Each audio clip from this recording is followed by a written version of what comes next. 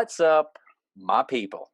Welcome to Fellowship Bible Church's Sermon Spotlight, where we are coming at you each and every week with a fresh weekend to debrief in an effort to send biblical truth. And what better way to do that than by the power of conversation? I'm one of your hosts, Caleb Pearson. Joining me once again, the man, the myth, Mark Francis. Mark, how you doing, man? Hey, I am doing awesome. Very And yeah, that was a great intro. I'll give you props on that one. And Thank you.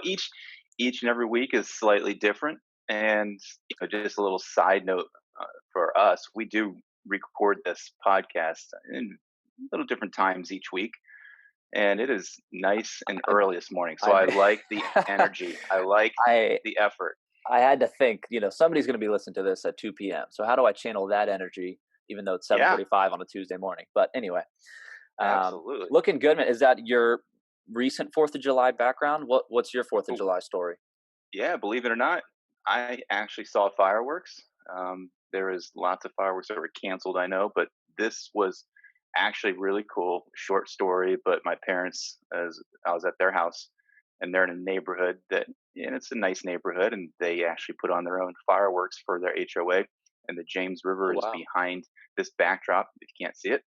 And they sat people, and they put out they spray painted circles in the grass area by the 18th hole golf course. And you sat there and separated out at least 6 to 8 feet spaces inside of your own little circle to watch the fireworks.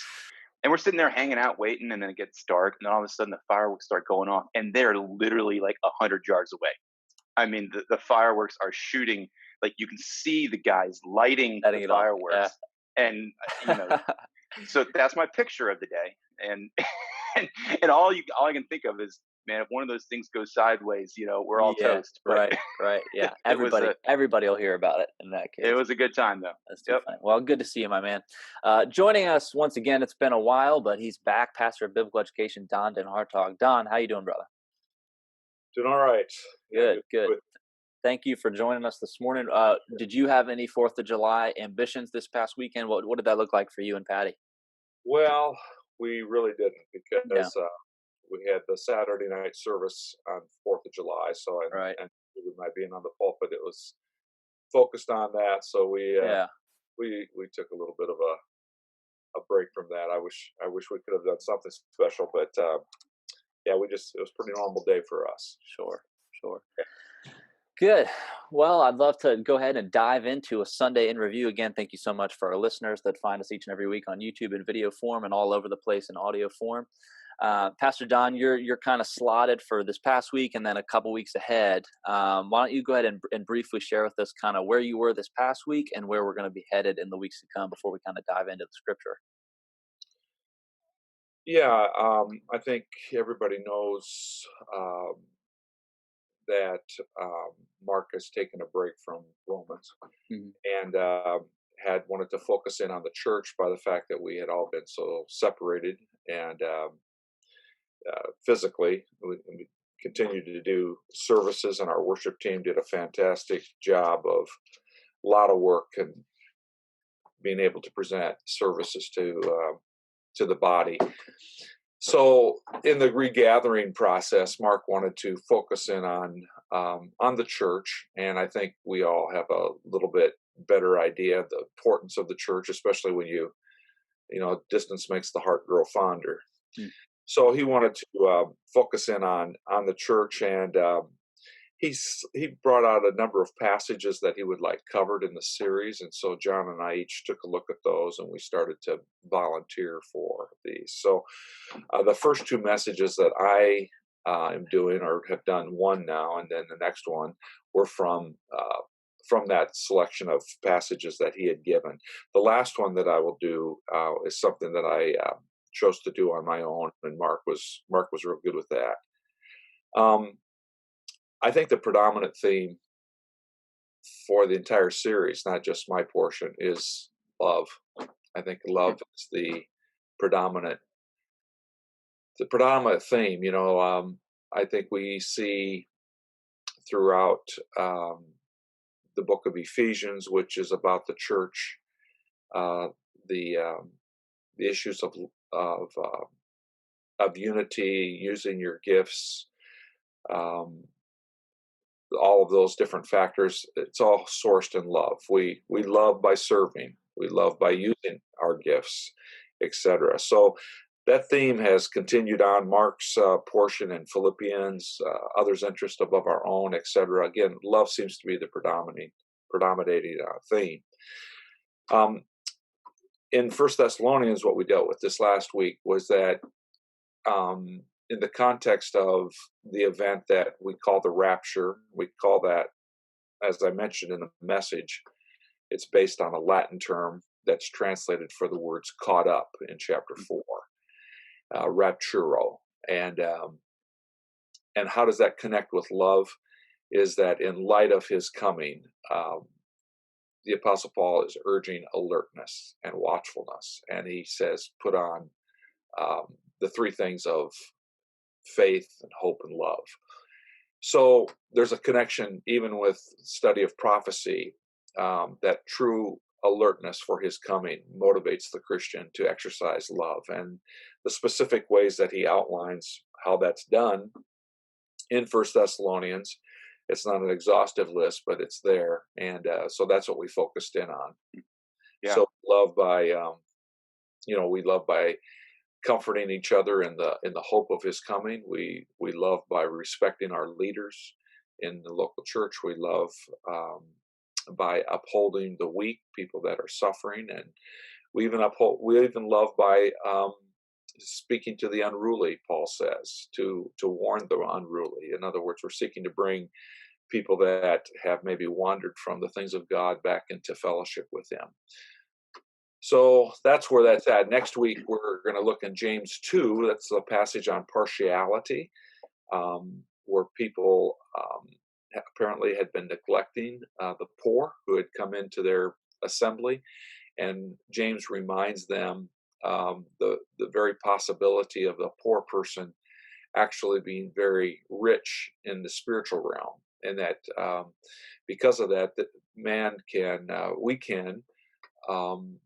we can misjudge people. We can lack the discernment, and the focus of the passage is on viewing people through divine eyes.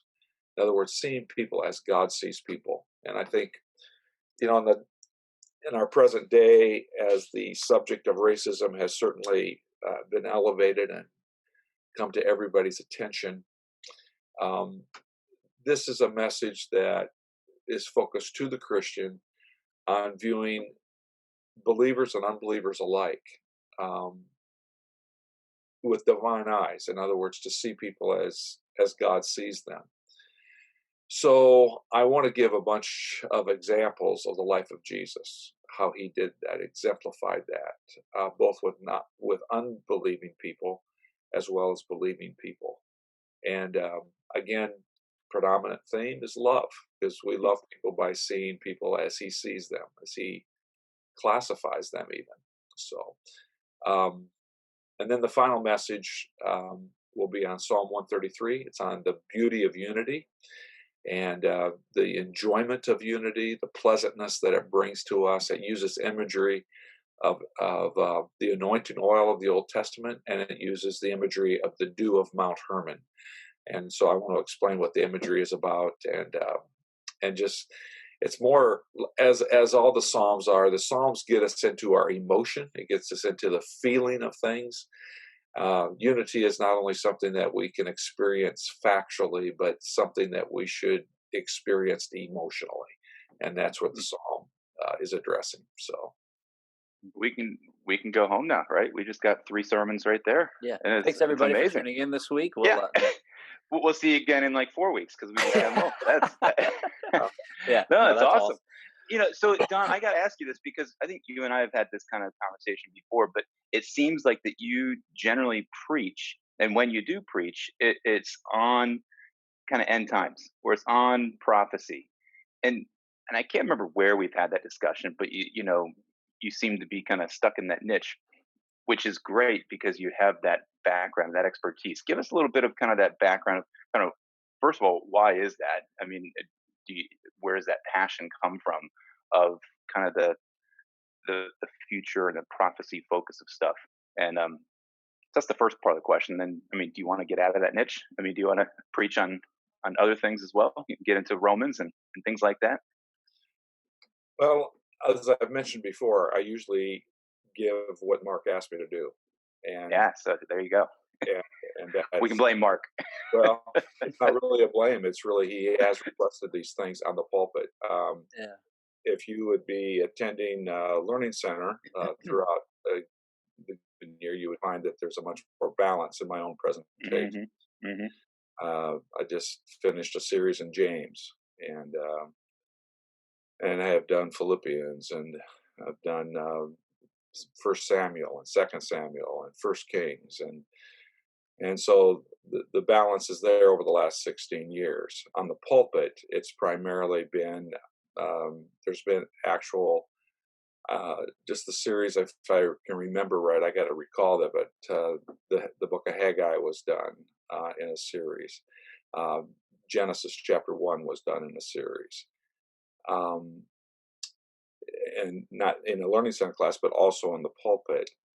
So there's been more than just eschatology, but I do think that Mark wants eschatology brought into the diet of the people here.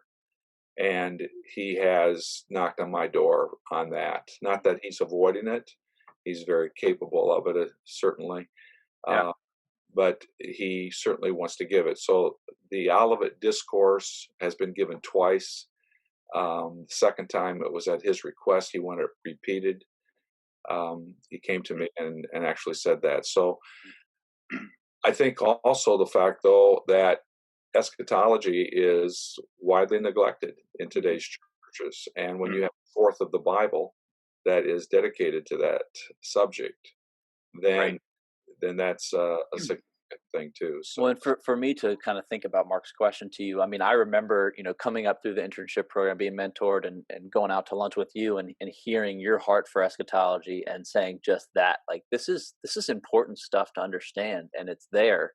And it doesn't have to be this whole mystic, confusing, I dare not study the book of Revelation culture that a lot of people find themselves in, especially young people. They read those words, they get freaked out, they neglect it, like you said. And so to speak to that idea of what you talked on this past week, the alert church, it ultimately begs the question, what do we need to be alert for?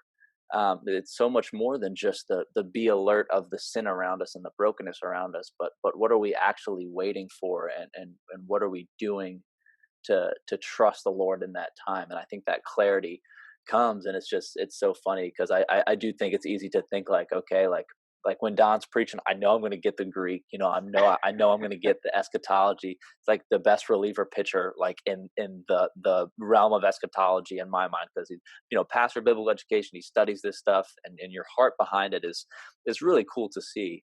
Yeah. And you had our captain speaks not too long ago. I know it feels like a billion years ago. yeah, that was the Olivet Discourse, Matthew Yeah. 25. Yeah. And I love just the presentation is so simple to follow, but just even that little analogy of telling your kids that you're going on vacation, and the excitement and the enthusiasm and just the visual picture that brings of, okay, you can just tell kids, hey, we're going on vacation, have fun. But then when you unpack it and you explain all the details and you tell stories and you share what it's going to look like, that brings excitement, that brings hope. And I think that's what really launched you to kind of get it into that three part of faith, hope, and love.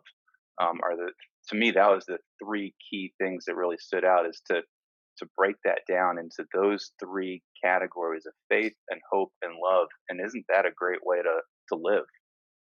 And it's easy for people to forget that, I think. What's the theme, or what was the main point of, Don's sermon, or what we've talked about in the last 6 weeks? It's going to be easy for somebody to not just say, well, I think it's all about love. It's easy to get sidetracked or realize that's the point that the Bible's bringing us to in all this stuff. And so to tie end times, or the day of the Lord, to how we're called to love while we wait for that, is huge, because it's bringing us back to the root of our solution, right? The root of all our problems. There's also a root of our answer, and that answer is God, and the love He empowers us to give. And I Yeah. remember doing a study on First Thessalonians 5 a couple years ago, and I have a note here in my margins that just says, the hands we are in are God's, the hands we hold are each other's. And I guess I don't know if that was an exact note from the sermon or if something I just wrote, but that picture of we are all in God's hand. The hands we are in are God's, but the hands we hold are each other's. Therefore, in verse 11, encourage one another, build one another up. How do we walk through this life as a body, as a church, and as we are alert, we're growing alongside each other. And so it's really cool to see this passage unpack that, and again get to that point of the breastplate of And faith and that's so love. key too, because like you just said that, we're not walking through this life on our own. We are a part of other people around us with the same expectation and with the same hope. And that's how it relates to the series, right? I mean, Mm. that what are we called to do as a church? What are we called to be about? We should all be in this same journey together with that expectation. The other analogy, Don, you said you used of just, we're a day closer to seeing our loved ones again. Not a day removed from seeing them. And having that perspective, having that heavenward perspective, we're doing this as a journey as fellow believers. All of us, even just the three of us here chatting, we're in this journey together, looking for that future hope of glory of Christ's return and our, time where there is no sin, no more death, no pain, no sickness. And we should be excited to have that caught up concept that the First Thessalonians passage calls us to, which, like you said, goes straight to love, of working with others around us and loving others and caring for others. Mm. Uh, So, Yeah, Pastor Don, is there anything from this past Sunday specifically that you felt like, man, I didn't have quite enough time to unpack that, or I wish I would have been able to take everybody to this different passage, this, that, or the other? Or do you feel like it was fairly comprehensive in that way? I know we'll have on occasion the pastor come on here and say, well, here's one thing from my notes that didn't quite get elaborated on. And anything like that happened this week for you? I would say, undoubtedly for me, the thing that I left with in that regard was the being able to spend a little more time on how love is exhibited from the last verses of the book. So again, praying without ceasing, Mhm. as we pray for each other, upholding the weak, um, respecting our leaders. Um, and it's interesting. Little side note: he says, hold them in high esteem, etc. And then he says, be at peace with one another. And as a as through my experience in terms of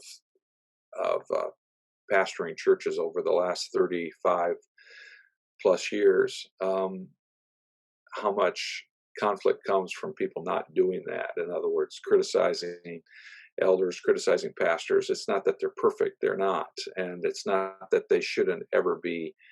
Um, they need to be open to hearing even the constructive criticisms of people, but people usually do it in a destructive way. They do it by whispering or um, that type of thing, and it causes a great deal of conflict, which destroys the church.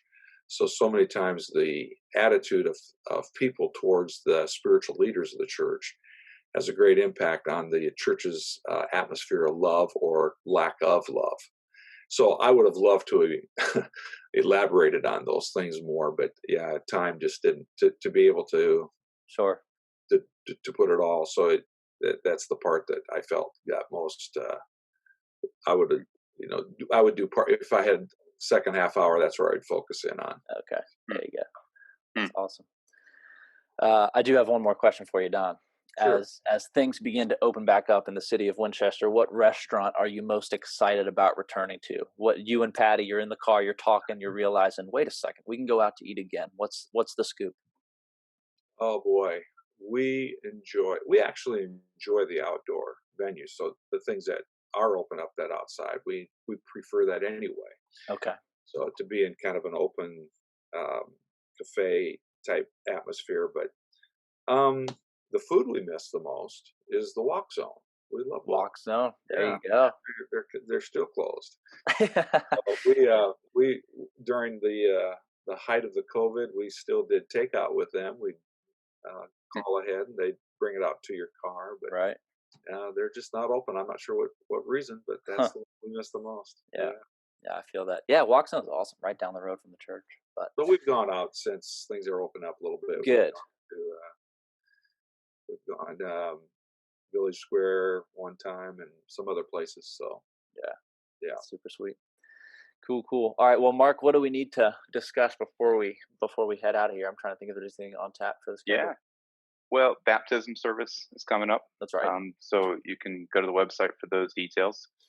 And Don, my last question for you is kind of just give your experience of the Saturday night service, because that's something that we can promote, and if weather permitting allows, we'll be doing that again. So kind of share your perspective of what that looked like and felt like. And Personally, I love the outdoor services. I was glad to hear that we were going to do that Saturday night. I think that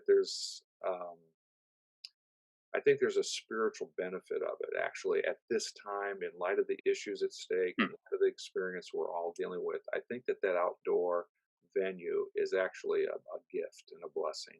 Now, obviously, you have to eventually get inside again, but I think it's good. It's almost like a church picnic. Yeah. And if I can take just a moment, I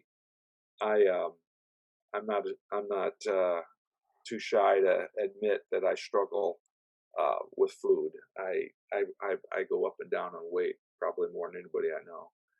But so when I bring this subject of food up, I'm not doing it because of the food itself, but the theology of food in the scriptures is so fascinating, even from the beginning of the Garden of Eden.